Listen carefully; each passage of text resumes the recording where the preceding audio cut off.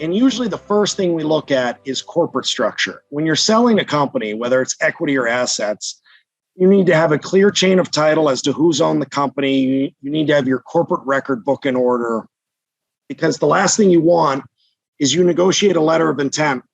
A buyer takes a peek in the data room and it's a mess. And then they look at a corporate record book and it's either piecemealed or there's a ton of diligence issues. It gives a buyer a great pause at the end of the day. But when you do all of this up front, the corporate structuring, the company record book, all of your agreements, we look at all of that and we make sure that they're negotiated to limit liability. We make sure that they're negotiated by industry standard.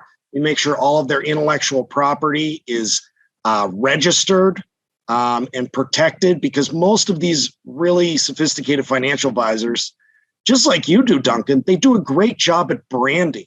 They do a really good job at branding. And we need to make sure that they are fully protected, that when there's a value to that branding, that they all own it and it's easily transferable to a buyer at the end of the day.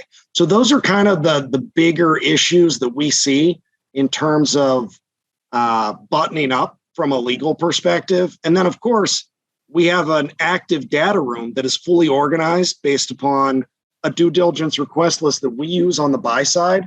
So when the company finally wants to go to market and they use an investment banker to go to market, that's all organized. It's creating efficiencies.